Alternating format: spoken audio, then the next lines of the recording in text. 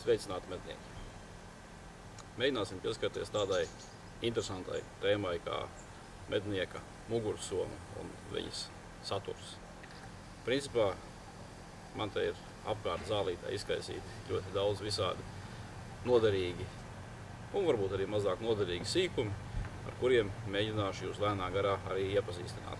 Tātad, mednieka mugursoma. Nu, tas arī ir plašs iedziens. Viņas var būt lielas somas, mazas somas.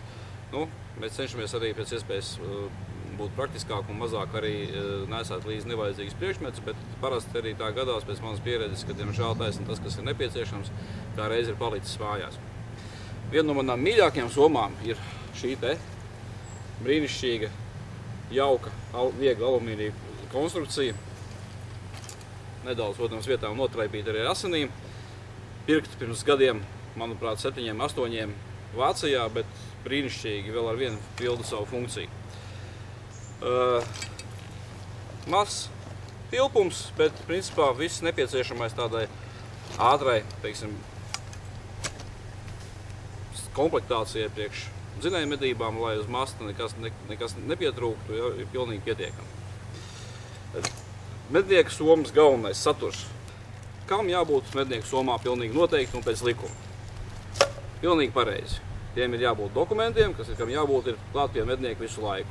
Es faktiski izmantoju visbiežāk taisnu šādu te kaklā karamu, kur var brīnišķīgi savietot iekšā visu, ja?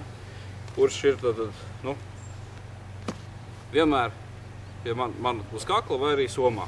Ja jūs vēlaties atstāt kaut ko somā, teiksim, ūdens droši un tam līdzīgi, tad ļoti brīnišķīga lieta ir šāda te alumīnija kastīte, cieši aizverama, ūdens droši, absolūti viegla, kura arī var salikt iekšā, tur pieņemsim kaut vai tās pašas. Baterijas var ielikt iekšā, ja? Var ielikt iekšā sērkociņus, ja? Un tādas visādas lietas, kas ir principā nu, ļoti nepieciešams medībās.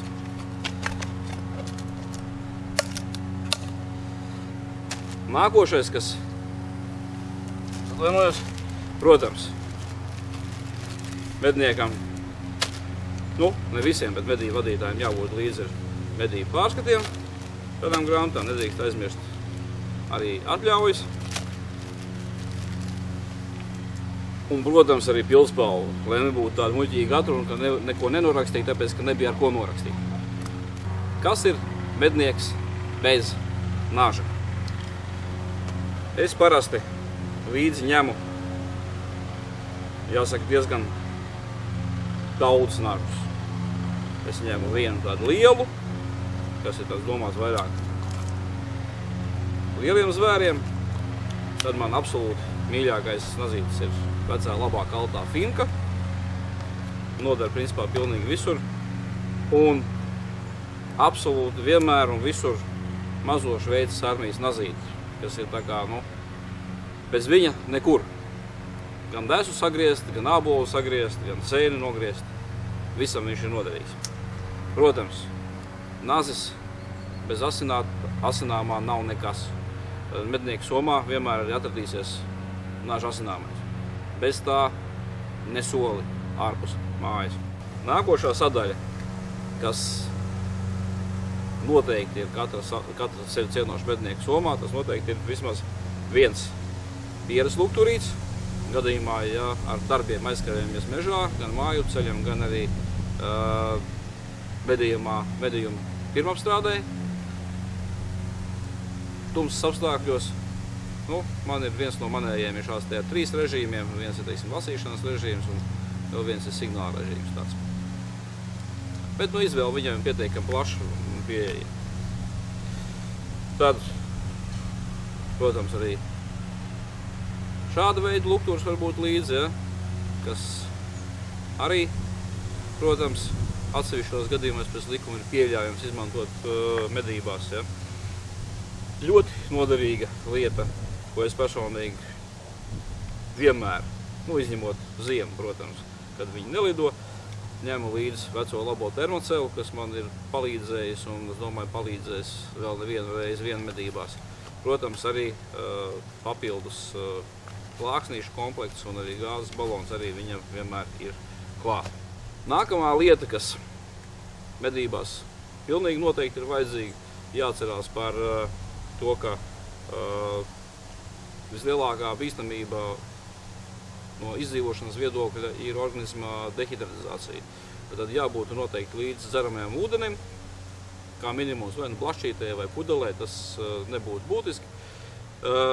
Un jāpadomā arī par to, ka, ja gadīsies piestāt kaut kur paēst, tad ir ļoti noderīgi mantiņi šādi te der gan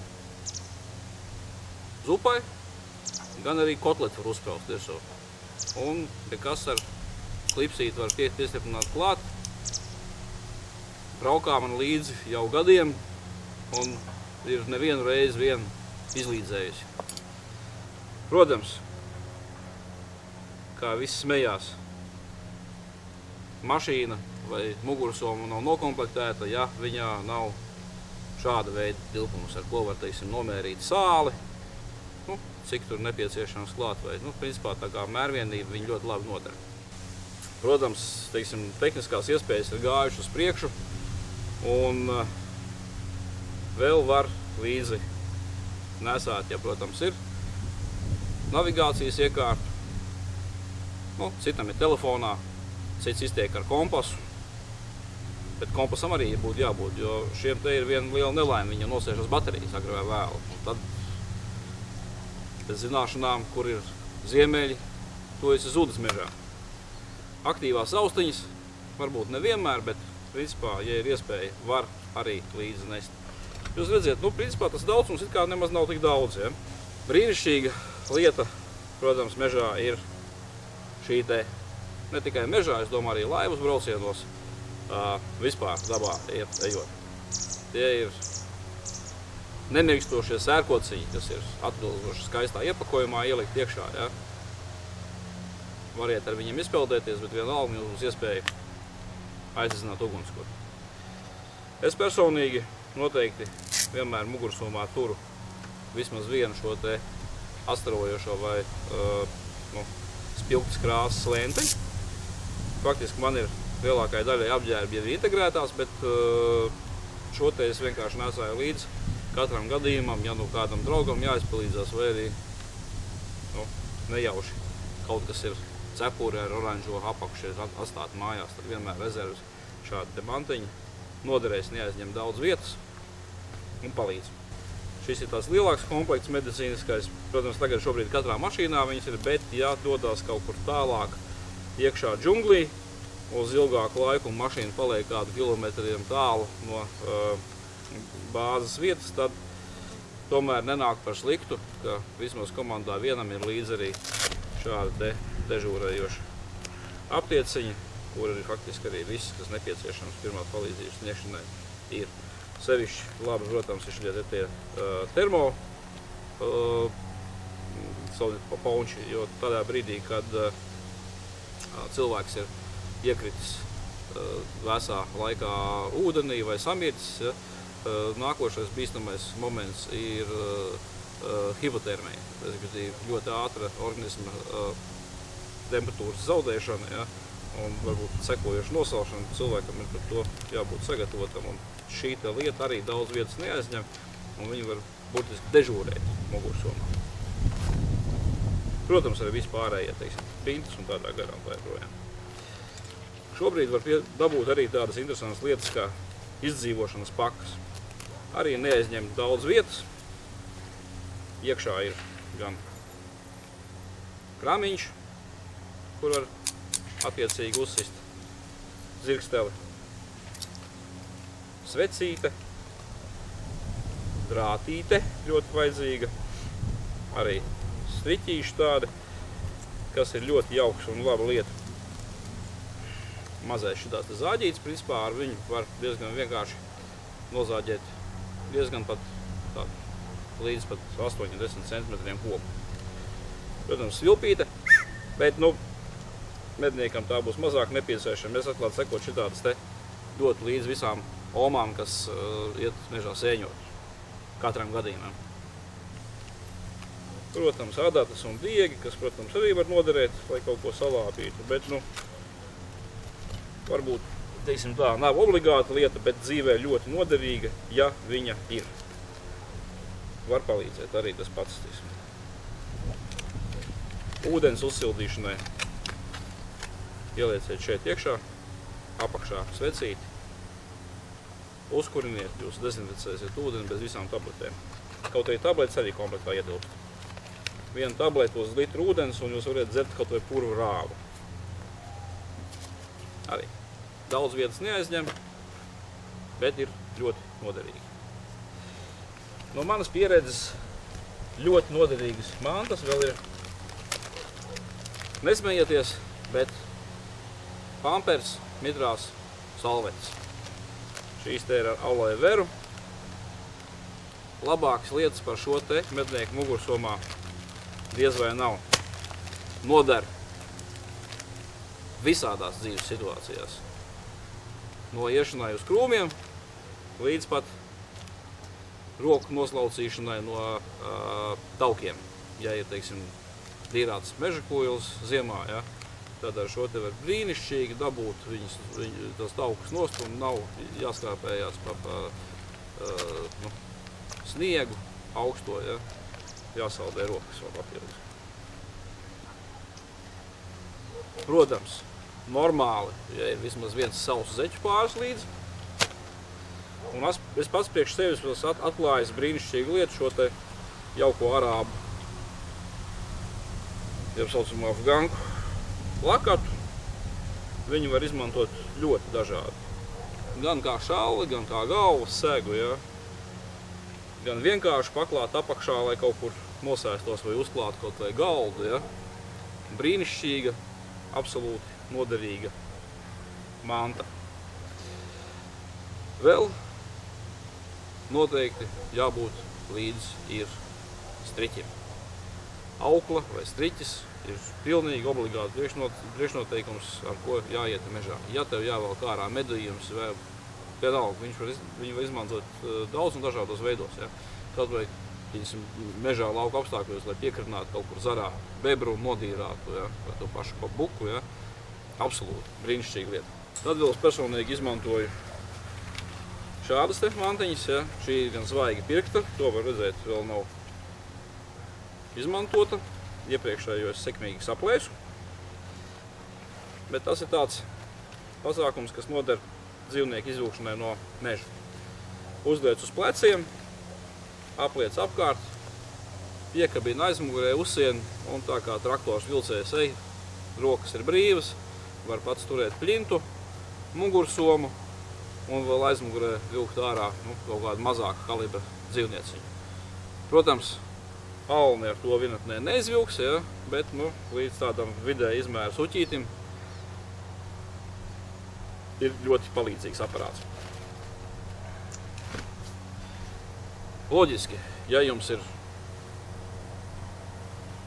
vairākas, teiksim, tēmēšanas iekārtas, tad nevajag aizmirst arī tās paņemt līdzi, kā, piemēram, man uz vienu no ieročiem ir gan optika, gan kalimators, ja, tad loģiski, ka viņš man, vai arī otrādāk optika, stāv mugursomā, ja ir nepieciešams lauka apstākļos ātri nomainīt tēmekli. Loģiski, visu vienā mugursomā nevar sapakot, tāpēc var izmantot arī vairākas somas. Ja? Vienu ar to, ar ko ies mežā, otru, kurā ir, teiksim, kaut kādas vēl pamatlietas, kuras atstāja, pieņemsim, mašīnā vai medību mājā līdzi. Ja? Viena no tādām somām man ir šī te. Protams, somā jābūt līdzi arī rezerves munīcijai, lai nav tā kā man gadījās, kad es biju pavisam jauns mednieks, vienreiz aizbraucu uz mežu, saliku pļintu, gāju uz torni, un man visu laiku mocīja tāda sajūta, ka kaut ko es tomēr neesmu paņēmis līdzi un es esmu aizmirsis. Un tad es konstatēju, ka es neesmu paņēmis līdzi patronus. Labi vien bija, ka tajā laikā, un arī tad es esmu šobrīd vēl diezgan aizmāšīgs, un tad rūpīgi pārmeklējot medību vesti, atklājās, ka tomēr es esmu, paldies Dievam, laimīgā kārtā no iepriekšējām medībām atstājis vienā no kabatām 2 patronus. Un tad tām arī sekmīgi sēdēja tornī, un labi bija, ka toreiz nekas neiznāca ārā. Jo, ja gadījumā kaut kas būtu savainots un es būtu bez patronām, tad es sev to mūžam nevarētu piedot. Protams, pie tādām noderīgām lietām vēl noder tādi plāni maskēšanās tērpi, ja, kurus var uzvilkt pa virsu citām drēbēm. Ja. Sevišķi, ja cilvēks, līdzīgi kā es, ir iecienījis tomēr iet medībās ar vienas krāsas, vienkrāsaino Eiropas stila apģērba, ja, bet tomēr tie medību apstākļi, piemēram, pēkšņi uz ūdens putnu prasa tādu papildus maskēšanos, ja, tad šāds plānais apģērbs, ko var fiksi uzvilkt pāri jebkuram, ja, ir ļoti, ļoti pat noderīgs. Ja. Tas attiecās arī uz sejas maskām,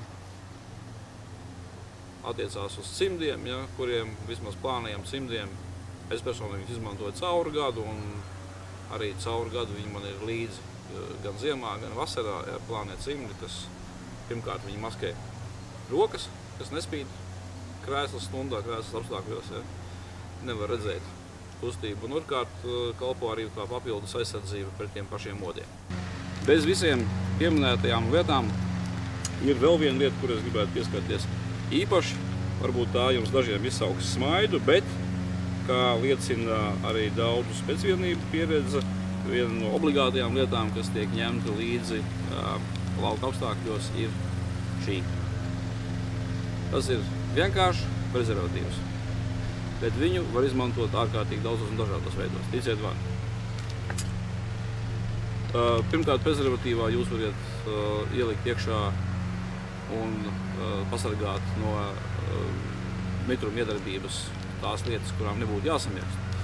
Te var salikt iekšā, turēt savus dokumentus, te var turēt iekšā patronus un tā tālāk un tā joprojām. Bet, ja ir nepieciešams, tad šis te kalpo arī kā ūdens rezervuārs.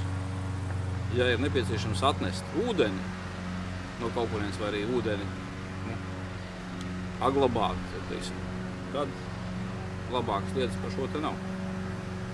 Es personīgi redzēju medībās arī vienu no franču militāriem atašajiem, kas izmantoja prezervatīvu medībās, lai aizsargātu stobru pret to, ka viņā var iekrist iekšā kāda skuja. Mūsu mednieki diezgan smīkņāja par to, ka viņš devās uz mastu ar uz stobru uzmalku prezervatīvu, bet viņš to pamatoja, ka viņš ļoti rūpējās par savu ieroci. Tā kā vīri, vismaz vienam, katram gadījumam ir jābūt mugursomā. Protams, ja mēs dodamies uz medībās uz vairākām dienām, uz ilgāku laiku, tad mēs varam pakot arī lielo somu, kurā, protams, vēl būs papildus zābaka pāris, gumijas zābaki, tur varbūt, ja ir nepieciešamība, prasa guļamais līdzi, vēl daudzas dažādas un vērtīgas lietas. Bet, es centos šobrīd iepazīstināt tikai ar tām pašām galvenajām un nepieciešamajām lietām, kuras faktiski tiek ņemtas līdzi gan arī uz katrām medībām. Protams, dodoties medībās uz kādu konkrētu dzīvnieku sugu, ja ir iespējams izmantot arī mānekļus, un tas ir plānots darīt, ja, tad nevajag aizmirst arī viņus. Ja, šeit ir buku māneklis, šeit ir rubeņu māneklis, kā reiz rubeņu rudens medības ir klāt. Protams, viss demonstrētājs nav uzskatāms, par tādu obligātu un izpildāmu lietu. Tā ir vairāk, tāda kā dalīšanās pieredzē, un es aicinātu arī citus medniekus, ja viņiem ir kādas interesantas idejas, un viņi izmanto kaut kādus rīkus, ko citi neizmanto medībās, vai viņiem ir interesants un jauns aprīkojums, arī dalīties pieredzē, uzņemot kaut vai pavisam īsu video, pieliekot portālā Medniekiem LV, un tādējādi informatīvi darot bagātāku visu Latvijas mednieku saimi.